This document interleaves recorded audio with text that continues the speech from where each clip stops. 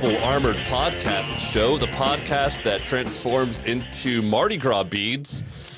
I am Adam Moore, alongside my co-host and best friend, PJ McNerney. We're back, PJ. We're back from Matt Tracker's legally enforced Labor Day holiday. Yeah, it's nice to see the DOJ actually enforcing some of these holidays. They threatened to pull Tracker Industries tax credits. Now, he's muttered some things around, I'm going to move this overseas where they don't have Labor Day, or this minimum wage business. The real challenge is that because Tracker Industries is the front, right? The problem we still have is that the mask team still works overtime fighting crime. It's and true. They were not covered by the DOJ injunction. So I feel bad for the gang. They were probably still on call over Labor Day. It's really tough because if you're a member of MASK, are you going to say, hey, I've been voluntarily a part of a paramilitary group for a long time now, but I don't get Labor Day off. Can you do something about it? I have a feeling the suit is going to be slightly different than what they would intend. We are looking at episode 21, Mardi Gras Mystery. The mask team enjoys, I'm going to put that in quotation marks, the mask team, quote unquote, enjoys a New Orleans Mardi Gras, but finds Venom there trying to steal the formula to superfuel. It only gets better from there, folks. It really does. It's so funny to see. Mask is taking on these cultural touch points. It's let's go see the Statue of Liberty. Let's go overseas. Let's go to Mardi Gras. What travel log was paying them to do this? Be like, oh yeah, we really want to showcase stuff to seed it in there for tourism boards. Probably an excuse for the writers to go to Mardi Gras. Get a tax write-off.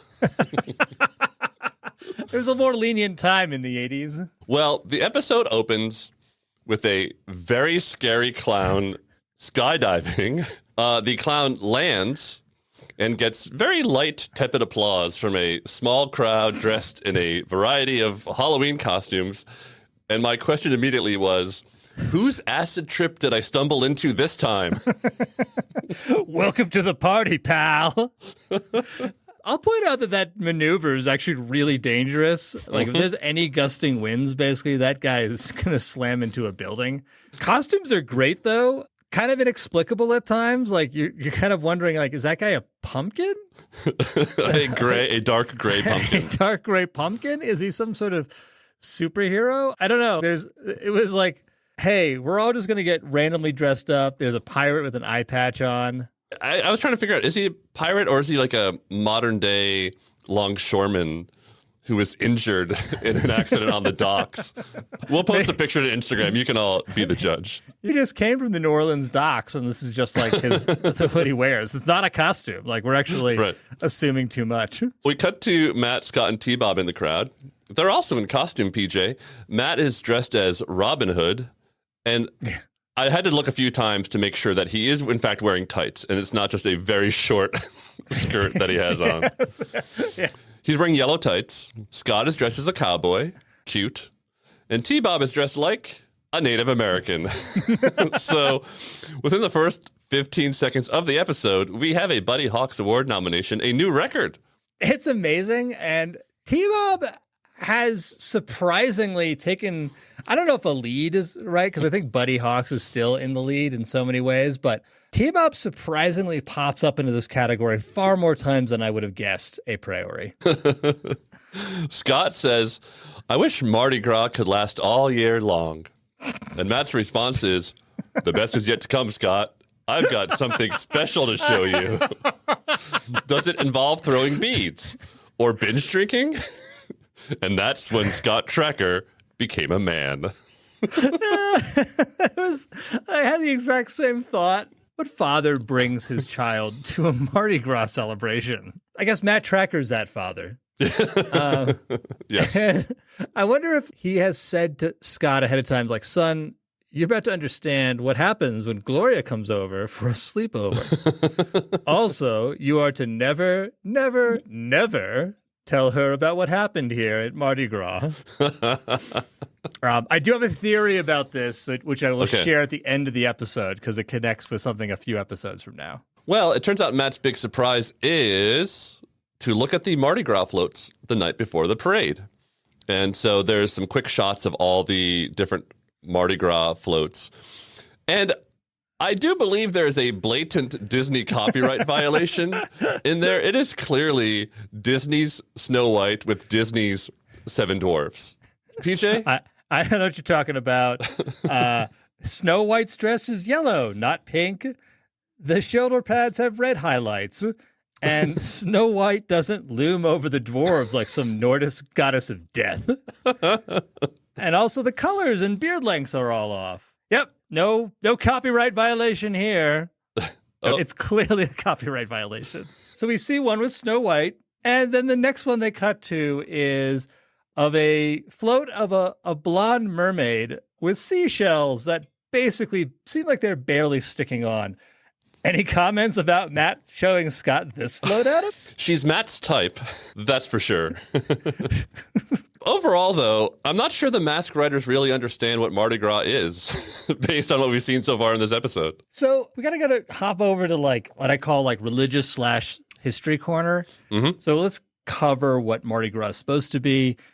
Mardi Gras, at least traditionally, I mean, in the way it's celebrated, like most famously, is in New Orleans, Louisiana, which was originally part of Louisiana Purchase, which came from the French, who had largely been Catholic up until around the French Revolution. And in Catholicism, Lent is that time in the church calendar, which is really the run-up to Easter, where you give up sweets and other things, like as a sacrifice during this time. So Ash Wednesday marks the start of Lent, and as an unofficial holiday, there is the day beforehand, which is called Fat Tuesday or Mardi Gras, where you can still have all the things you want. And what that meant is that it's basically turned into a time of wine, song, and debauchery. And yeah, there is actually a float parade that's there. I actually looked up some photos in the 70s and 80s, like the float. I've never been there myself, I'll admit. Neither have the mask writers. Apparently. But So we're in good company. That's not actually why people go there. I've had friends who go there, and it's really all about throwing beads at women to expose themselves. Yeah. Thank you for diving into that corner for us. It points out that whatever Mask thinks is going on with Mardi Gras is not what's happening in the show. But I digress.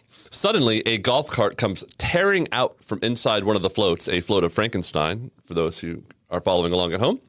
And then we see Sly Rax riding Piranha, chasing after whoever's driving that golf cart. And I will point out that Sly is also wearing a Native American headdress.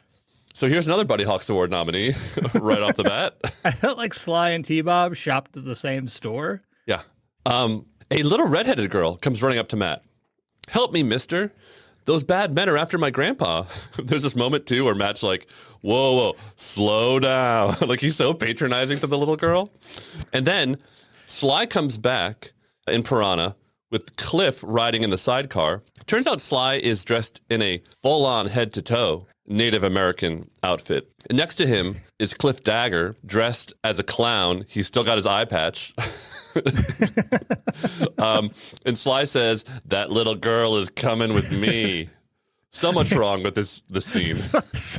So much, okay?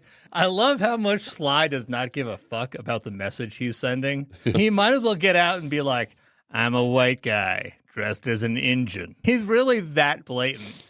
Yes. Cliff is wearing what I consider some kind of fucked up low-rent Cirque du Soleil outfit.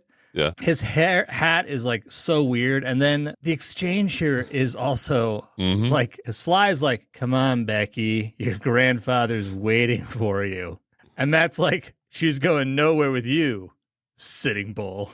Like, look, man, you don't need to drive that point home. That might also be another nominee. Might be another nominee right there. That little girl is coming with me. I feel like the police would have some words with you. Yep. Like we said, so much wrong with that scene. So much now, wrong. Suddenly a car drives up and opens the door. Turns out it's Professor Daly, this kindly older woman. Becky knows her, jumps in the car, and Sly and Cliff are about to stop Becky, but then fireworks go off overhead, and both Venom and Mask stop to admire them in the sky, which distracts them from the girl's getaway. must be some kind of fireworks to distract them from this very important beat in the story. I mean, they all seem to be there to do something, but apparently also to enjoy themselves because they've all put a lot of hard work into those costumes. Yeah, it's the one thing that can bring Mask and Venom together. Some beautiful fireworks in the sky. I for a moment, I hopped over to what this scene looks like from Professor Daly's point of view. Yeah. Because you've got 3 men in costume, 1 boy and 1 robot, both in costume, about to fight over a little girl. And it just felt like Daly's like, we got to get this girl the fuck out of here. Like, I don't care what's about to go down. Like, get this shit done. Even if Becky didn't know her, exactly. it would be a better situation to jump into than whatever was about to happen there. Exactly. It's just, ugh. We cut to Miles and Vanessa in Jackhammer chasing after Grandpa in the golf cart. And as you pointed out, I love the fact that they're so committed to being in costume that even Vanessa and Miles are in costume. I can't quite tell what Vanessa's costume is supposed to be, nor can I really figure out what Miles is dressed up to be. Any thoughts on that? Is it some sort of like Santeria witch or something like that? It's weird because like Miles, to me, like when I looked at it, he looks clearly dressed up as a monk. And Vanessa's dressed up as some sort of like witch ready, or some sort of, maybe not even witch is the right word. Maybe it's like someone who's ready to raise a demon. Yeah. I mean, I'm not laughing because it's like, that's really what it looks like. Because she's got like those, it's not even beads, it's those red bones in a necklace around her neck. Yeah. She is covered from head to toe. And it's like, hey, like, you know, she just happened to be wearing this because she was about to go do some stuff. And it was just convenient to also have it for Mardi Gras. Well, Grandpa impressively dodges some laser blasts from Jackhammer, but he's taken out by a metal garbage can. Come on, Gramps. You're better than that. You're dodging laser blasts and you get taken out by a metal trash can? Come on, man. To be fair, there's like more metal garbage cans than like a Starsky and Hutch episode. So, I mean, there's just so many that fly at him. Like, I kind of forgive the guy. Well, to wrap up the scene, Miles fires Viper directly at the camera. And there's a cool effect where the red Viper liquid kind of drips off the screen and it reveals the next scene, which is Matt, Scott, and T-Bob investigating the charred ruins of Grandpa's golf cart. Scott is working overtime fighting crime here. He's on the briefcase computer and he gets a printout from it and says the cart's engine blew up from the gas it used. And Matt says, not gas, Scott. It was a powerful new fuel. That cart was doing at least 100 miles an hour? This golf cart was going 100 miles an hour, and Gramps was able to maintain control of it? So I do want to hop briefly to Science Corner. Unless you've retooled the engine, which maybe Grandpa has done, it is some kind of gas. And it's hard to know what it is, though, because a higher octane fuel doesn't necessarily result in a faster vehicle. And if you're using nitro, you need a specialty engine to make that work. So I think Matt's actually just being a dick to Scott at this point in time. Because we know Dusty gave Scott a super fuel for his RC cars way back when. Right, yeah. And traditionally, a golf cart probably has something just slightly better than a lawnmower engine. Yeah, basically. So, I don't know what Gramps is driving, but it's a pretty sweet ride. Let's say put a Mustang engine basically in a golf cart. The computer does an analysis of the acid used to melt the golf cart, and it reveals that the only person who uses this kind of acid, and it's a beautiful moment, because Matt and the computer say at the same time, Miles Mayhem. Miles Mayhem. I actually went back and I listened to what was actually in there, and because like it actually gets chemistry, like realistically, like carbolic acid, I found out is a very poisonous chemical substance made from tar and is also found in some plants and essential oils, but it's also used. That kind of makes sense. Yeah, it's used to make plastics, nylon. It's actually kind of a mild acid. So like, you know, it's only like a little bit more acidic than, let's say, just neutral distilled water. But apparently carbolic acid is also a snake repellent. So I guess that writers either happened into it or were trying to actually make some sort of connection here to venom. The neutro dioxide is made up. The only known reference is in the Mask fandom wiki. And I think they meant as it's just some kind of neurotoxin. Okay. And then the remainder is a hydrogen suspension. So in chemistry, A suspension refers to a heterogeneous mixture of a fluid that contains solid particles sufficiently large for sedimentation, so you can see them. But in order for hydrogen to be a liquid, it has to be cooled to about negative 423 Fahrenheit. And then it's highly combustible because it's used as rocket fuel. Right. So it felt like they did some research here, but not a lot. All right. After learning all this from the computer, Matt says, we knew Venom was operating in New Orleans. And so this is Matt's MO. Bring his son to a location where known terrorists are operating. And he says, now we know what they're after. That fuel would make Venom unstoppable. Maybe in season 2, when they're racing. Not sure how it would make them unstoppable in season 1, though. Look, you have radiation and radioactive sources that power your vehicles to do stupendous things. Like, this will make you a little bit faster on the ground. They find Becky's grandfather's hat on the ground there. Scott finds it. It's true. He has an amount of concern for the unknown grandfather of Becky that's staggering. Like, it's like less time spent and more concern than Luke being upset at Ben's death in Star Wars. Like, this old man he just met. And Scott is just besides himself. An old man that he's never met. He's never met. We go into the agent selection scene. So the 2 agents selected are Dusty Hayes. He is flipping pizza, but he seems to throw the pizza off frame, like not in the air this time. But he gets the call, he leaves, and then the dough lands on the ground. So it must have been some sort of like boomerang dough toss. I don't know, man, because he hurls that dough like a football before he gets the call. So I don't know if he was like already done with it. And then number 2 is Buddy Hawks. He's guiding an Oldsmobile into the Boulder Hill garage when he gets the call, and then he just runs off, and the car crashes into an oil drum. He hates his job so much. He's there. He's there at Boulder Hill. Like, he's got the time, but he doesn't care. Yeah, well, but that's the team.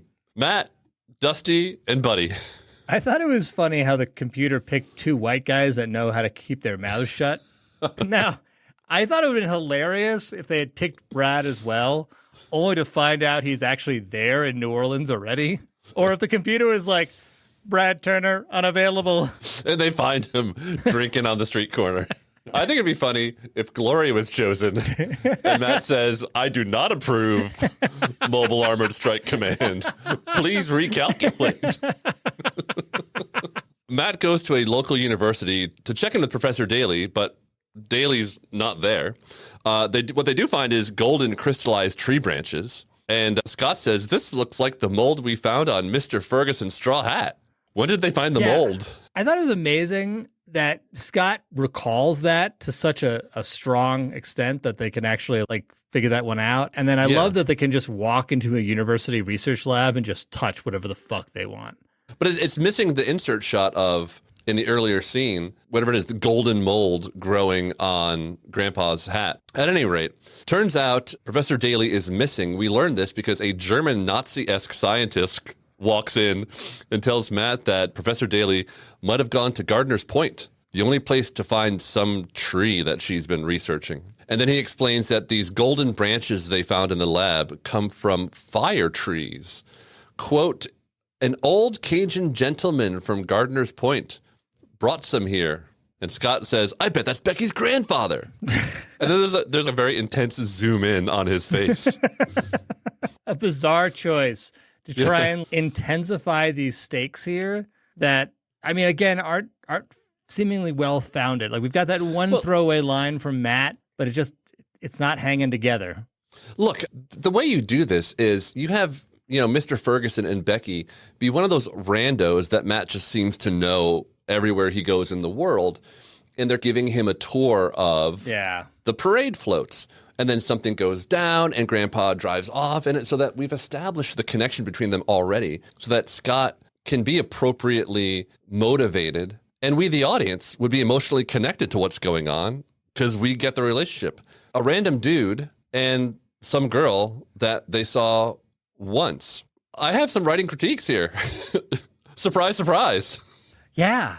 Speaking of that, I thought the way the scientist was written, he comes across as a moron because Matt comes in to this lab, says, I'm looking for Professor Daly. And the scientist, without asking, who the fuck are you? Immediately says, I'm worried about her too. And then lays everything out for Matt. And unless basically the scientist and or Professor Daly know Matt, because Matt donated money to the lab. There we go. And therefore owns these people now because that's the way he rolls. Right. I'm just why would you tell this stuff to this rando that just walked in with his kid? Yeah. We cut to Venom in the swamps. Miles has the grandfather, Mr. Ferguson, blindfolded, and his hands are tied behind his back.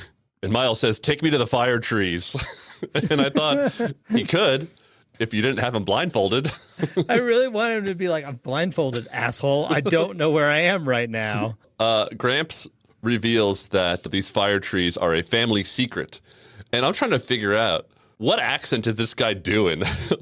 He's trying to sound Cajun, but I don't think it's coming across that way. So I thought the accent came across as Christopher Lambert in Highlander, who has a vaguely pan-European accent, who's then trying to do a Cajun accent. I think of it sort of like Sean Connery trying to do a Russian accent in Hunt for Red October. Yeah. Nah, Pushki. The sea is cold. I'm Russian. One ping, Mr. Vasily. One ping only. Yeah, I'm gonna go ahead and give a Buddy Hawks Award nomination to the voice of Gramps because it's attempting to be Cajun and it's just coming across as an insult. Turns out Miles found out about the secret because Professor Daly had contacted the PNA Science Council and Miles intercepted the message. Yeah, so I will say this much. It was kind of nice to keep the info grounded in the world we already know. And now we know the PNA Science Council has shitty security. Right? I mean, it's just hey, we just sent an unencrypted message over and they found out about it. Is Miles listening to every single communique that's sent to the PNA? Because it's sent to the Science Council. But they're hey, we found some golden tree branches. Aha! I will take advantage of that. Also, the PNA, I guess maybe disregarded it or thought it was not useful because they failed to send any security. Maybe they sent Matt and company over? I don't know. Maybe that's the tip-off point. Okay, let's go with that because he did say at the beginning of the episode, we knew Venom was operating in this area. So we can connect some dots here if we so choose. Okay, let's connect them because that's more fun. Well, look, meanwhile, back on the plantation, which is the only way I can describe whatever that building is that Mask and friends are staying in, Buddy has put on a disguise of a very 80s looking dude. It's so good. It's so good. We will post it on Instagram so you all can enjoy. He learned from his underground contacts that there's a special auction tonight at Louis' Cafe. And if Venom's going to get their hands on that fuel, that'll be the place to find it. Really? I kind of wondered, is Buddy still a member of the underworld? Does he have to do stuff to prove he's still a member of the underworld? Yeah, does he have to commit crimes every once in a while? Maybe he steals from Tracker Industries just to keep his creds up. Sure. Sure. Did you wonder though, an auction, when you have an auction, you're not auctioning one item typically. So what the fuck else gets auctioned at Louis' Cafe? Should we be concerned about some illegal shit? Human trafficking, stolen artwork, or copyright infringement on Disney's IP? Not going to go anywhere near that one. I wouldn't know nothing about that, PJ. Well, all I'll say is that there's a poor history of auctions in Louisiana throughout history, so I'm just going to not go there. Good point. Meanwhile, Matt says they need to go out to investigate the swamps, and Dusty says, I haven't been swamp slopping in a dog's age. What is that? Dusty, can you explain what you mean here? Because, or maybe not. Scott's around. I do think the computer was too circumspect to point this out, but I think a reason that Dusty is here is because he is from the South. There you go. We see that Scott and T-Bob are also wearing disguises, which they, I guess, stole out of Buddy's suitcase. Matt and Dusty laugh at them, and then they stop immediately without a smile. It's some of the best animation I've ever seen in this show. Unwittingly hilarious animation. It was really good stuff. And Scott is instructed to stay in the hotel yet again. I have been meaning to say, I feel like we should go back and count the number of times, either explicitly or implicitly, Scott is made to stay at the hotel. If we were a high quality podcast that did research, we would have that number. Here's the thing. I don't think we expected it. I don't think we were expecting to keep track of the number of times that Scott was going to be made to stay in a hotel. Yeah. And then leave said hotel. True. Or not. There's times he doesn't, and he's just there, like in Greece, basically. He's just at the hotel shopping for yachts. Like one does. Like one does when you're 10. Meanwhile, at the secret auction, Buddy's there. He's just kind of leaning against a wall in the back. Everyone is seated. They're mostly wearing shirts and ties and sport coats. Dusty's wearing his red hat, his fake glasses, fake mustache, a bright orange jacket. He did not get the memo, but he stands out so much. He's literally standing up while everyone else is sitting down. But also, like, everyone is like, you're right. They've got like a suit or a sport jacket, and they all seem like they have ties on. Yeah. And this guy's, he's just wearing his jacket in New Orleans, possibly in like the beginning of a hot season. So Yeah. I'm sorry, sir. Were you looking for the bathroom? Because this is not the line for the restroom. That's down the hall. Sly is running the auction here. He is the worst auctioneer ever. It's not an auction. It's not an auction at all. It's not an auction. Sly's like $500,000. You could do better for the super fuel additive. And then Louis, who's supposed to be Cajun, is like, I haven't seen what this fuel can do.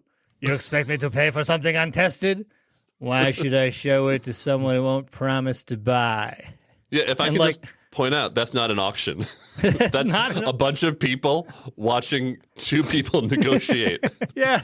And I was just like, what are you guys actually trying to do here? Now, to be fair, from Louis' point of view, all we know is that Sly is holding an Erlenmeyer flask filled with some random yellow liquid. Yeah. If I was Louis, I'd be suspect. That's like, did you just pee in there? Well, it's glowing. Did you just pee in there? Yeah, everyone knows that your first sample's free. Mm-hmm. You got to give them a little taste of what it is. That's how you get them hooked. But at least instead of using this to find dinosaurs in the jungle, they're trying to resell the tech, which we've talked about in the past. Yeah. Buddy sneaks down a hallway. And I'm just going to pause right there. This is a very questionable characterization. I mean, I know that's the intent of the episode, and you're accurately describing the intent, but everyone sees him leave. Everyone, because the door is at the front of the room. So he has to walk by everyone, including Sly, to quote unquote sneak out the door. It would have been better if he had said, "Excuse me, everyone. Do you know where the bathroom is? I think I had some bad crawfish." That would be a vastly better sneak out maneuver than what he did. Yeah. He very clearly walks out of a room, I'm correcting myself here, and goes down this hallway and finds Professor Daly tied up in a room. And before he can really do anything, Sly and Cliff show up. Buddy says that he's with Louis, but then Louis shows up from a different door, actually, and says, "I didn't send you." Uh-oh. Now what, Master of Disguise? Oh, not you, Louis. Louis Smith. I don't know if you know that Louis. He traffics in stuff. He sucks as a secret agent. He does. He's the worst. Meanwhile, Scott and T-Bob are leaving the plantation house, which again, if you look at it, there is no other way to describe where they're staying, to go look for pralines. Scott's line is to T-Bob, "They're nuts, like you." Way to kick him around again, Scott. But he spots Venom driving by with Professor Daly. I don't know how he knows it's Professor Daly because he got a glimpse of her for about half a second. But anyways, Scott realizes it's Venom. He tries to radio Matt, but he's out of range. So Scott orders T-Bob into motor scooter mode and goes off to tell Matt in person. Well, couple things. The radio's working again. We had that whole problem like in the snow where it iced over. Yeah, it's working, except it apparently has no range. I mean, I've seen Matt radio from like another country to the Mask computer in Boulder. They can't put something on T-Bob that allows him to contact his dad. Maybe they are concerned with radiation for Scott then. Okay. Cut to Dusty and Matt. They're driving in the swamps. Of course, Gator has no problem because it's a 4-wheel drive Jeep and all. But did you notice that Thunderhawk isn't having a problem either, which I believe is a problem because an IROC is a rear-wheel drive vehicle with very low clearance.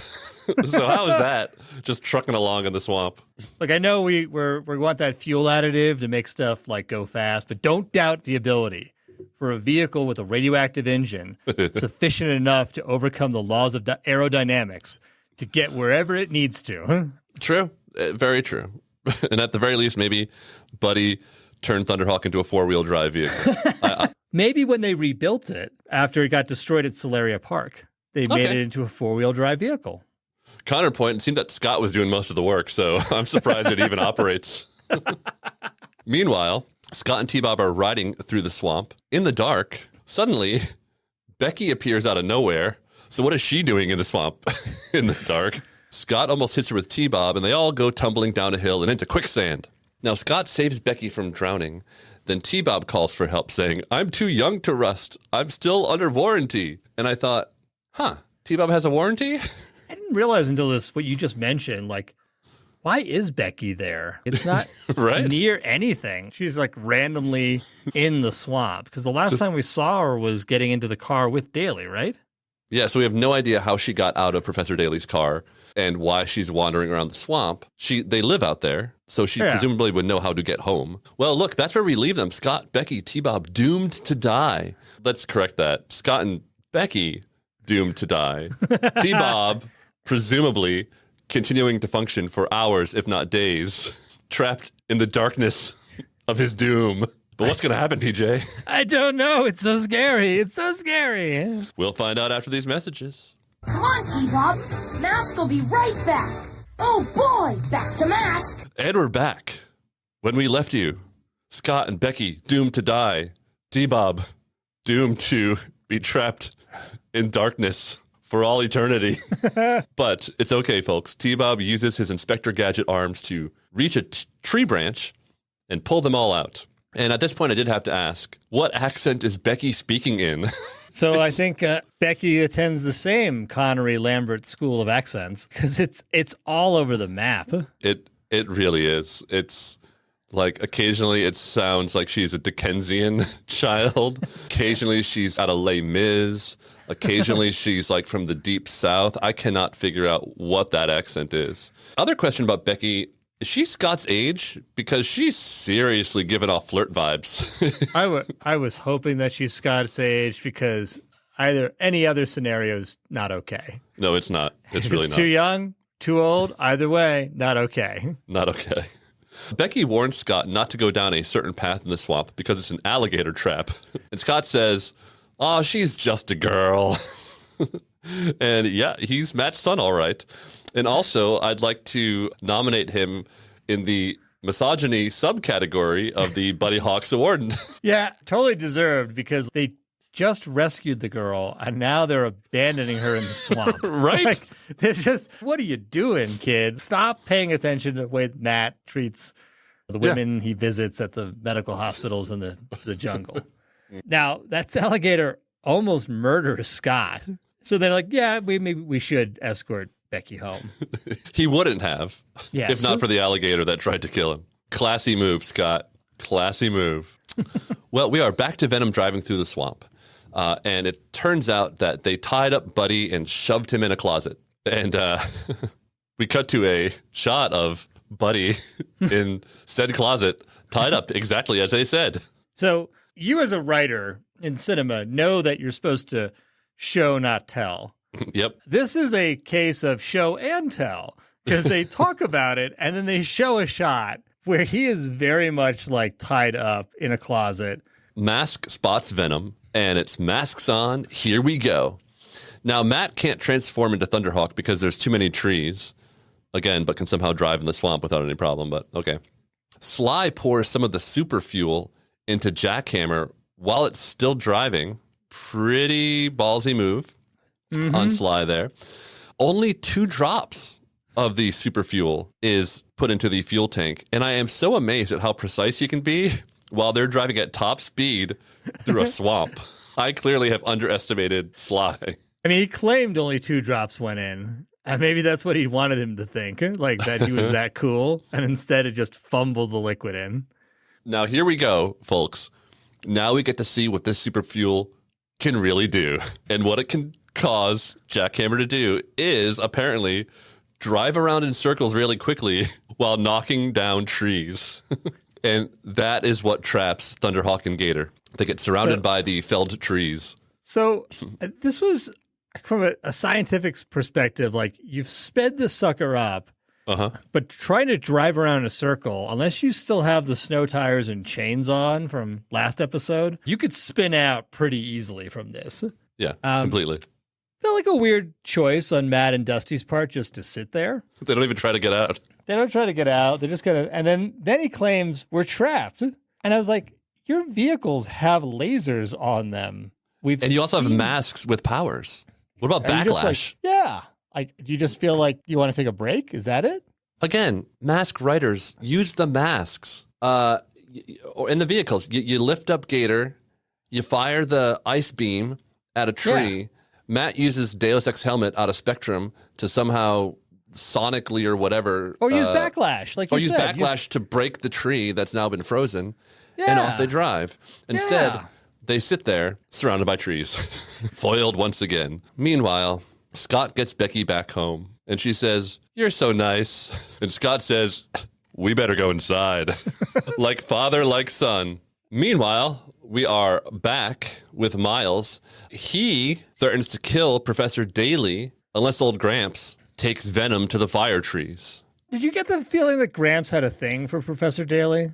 Like, that was kind of implied there? Yeah, okay. Yep. Back to Mask. Buddy catches up to Matt and Dusty, and together they clear the trees and set off in pursuit of Venom. Okay, hold the fucking phone right there. Yeah, I will. There's no escape scene for Buddy? Like, we just saw him, like, tied up, like, hogtied, basically. Like, his feet, his legs, like, he's got nothing? Mm-hmm. And then if Matt and Dusty are just sitting there, are, like, they waiting in Thunderhawk with the AC on? Because, like, they're going to be sweating bullets in those suits. They're just sitting there, just, like, waiting. Gosh, if only we could chase after Venom, but the trees. The trees. I hope Buddy is able to use our GPS to find us soon and free us. No, I hope that Buddy somehow finds a way to untie himself like Houdini, get back at Firecracker, and come and help us. Anyways, now we're back inside Gramps' house with Scott and Becky and T-Bob, and they find some lab beakers, like a whole kind of chemistry lab set up, and they're cooking sap from the fire trees that they use to light their lamps. Yeah. I'm sure that's exactly what they're cooking in a house out in the middle of the bayou. Oil for their lamps. Okay. Mm-hmm. Mm-hmm. Becky goes on to explain that the trees got sick, so Grandpa went to talk with Professor Daly to see if she could make them well. That's when the trouble started, she says. And I mean, get another look at that lab setup. They are absolutely cooking meth in there. 100%. Like, this was like, first thing is like, whoa, okay. What are you doing with this stuff? Huh? This is right out of Breaking Bad. Like, there's no other way to look at this. Like, this is like Breaking Bad looked at this and said, here's how we're going to show our setups. That's what we should do. We should make this. Yeah. Oh, 100%. And anyway, so the lab setup, it separates this glowing gold liquid from this glowing blue liquid. And Becky says, put that in your car and it'll blow you to the moon. Says Scott. It's just, again, clearly, it's drugs. Brad would love a hit of that. Brad would blow me to the moon. Sign me up. You know what? I'm going to back up something I said earlier. Sly is being really precise with this stuff. He doesn't want to spill a drop because he is so ready to take a hit of it. Sly and Brad are just going to have the best time at Mardi Gras. They're going to get blown to the moon, all right. Venom now arrives outside of Gramps' house. Scott, Becky, and T-Bob hide inside a Foot Locker.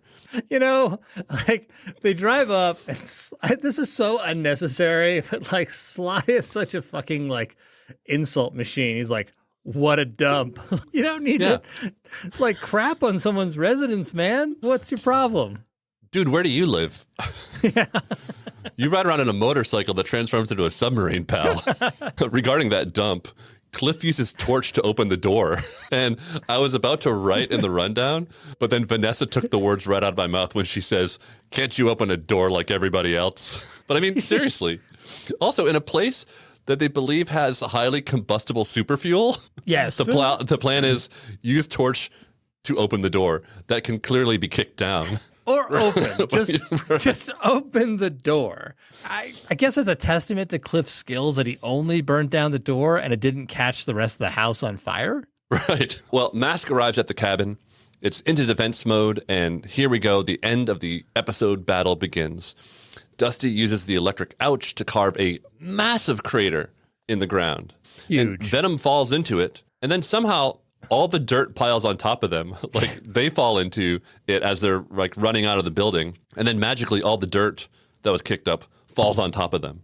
I was like, are they dead? That's like a lot of dirt falling back down on them. That's heavy. And you see like hands sticking out as if they've been buried alive. Yeah. Congratulations, Dusty. You've ended Venom. Right. But Vanessa pops out. She fires whip at Matt, who does some of those impressive cartwheels to get out of the way. Matt fires Spectrum and stops Vanessa's whip laser in midair. Pretty cool. Meanwhile, Scott and Becky sneak out of the house and they secretly fill Venom's vehicles with the blue sap that will blow them to the moon, as we learned. So let's be very clear. What Scott is intending to do here is to murder all of Venom. Because as far as he knows, if it's going to blow them to the moon, what kind of psychopath has he become? Because he's like, you know what? The best thing to do is to make their vehicles explode. Yeah. And while Mask is untying Professor and Grandpa, Venom tries to escape to their vehicles. Dusty fires backlash, causing them all to fall down and drop the bottles of yellow liquid, so that's good, so the scheme has failed. But Venom heads off to their vehicles without anyone trying to stop him. Matt, Dusty, and Buddy don't know about the fuel. They're just like letting them just go. Just watching them go. The Venom vehicles do, in fact, go haywire. Jackhammer is kind of like popping a wheelie. Piranha's going nuts. In fact, we have a Sly Rax Ragdoll award. He flies off of Piranha, and then he grabs onto Switchblade's leg, but then is dragged through the treetops by Switchblade. He's dead. He's dead. He should be dead. In fact, it seems like he's left for dead because we don't connect with him again. We don't know if he gets into Jackhammer. We don't know. As far as we know, he's dead in the trees in the swamp. The alligators have gotten him. There you go. So, R.I.P. Sly. We'll see you next episode. Well, it's all done. And Matt puts his hand on Scott's shoulder. And he says, good job, Scott. And the look in Scott's eyes is the look, this is what he's been waiting for his entire life. 100%. It's just filled with such like, oh, I did it. I finally did it. I like to note, though, a few episodes back, like, Scott saved the day and the United Kingdom's economy, and he nearly got punished for it. So what is this give and take? Like, can Scott trust this or not? That's the thing, right? Matt's like this sociopath narcissist. Scott doesn't quite know what to do at any given moment. Anyways, so we cut to the denouement of the episode. They're all fishing and having a picnic, and it turns out that the PNA is going to protect Becky and her grandfather. But not Professor Daly? Yeah. No mention of her.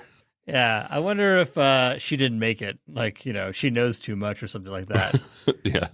I do think it's a little fun world building because we've talked in the past, like, why can't Venom do this again? And does this imply that the PNA has some sort of witness protection program or some kind of security operation they put in place that's not masked, basically? That's kind of interesting. To top off the scene, Scott secretly pours some of the blue fuel into T-Bob.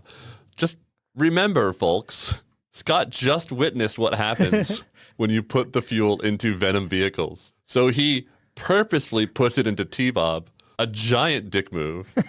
T-Bob is running around like a maniac. He's putting like Bugs Bunny holes in trees that he's running through. And Everyone's laughing at him. I felt this was a huge Roy Batty moment here, or a prelude moment at the very least.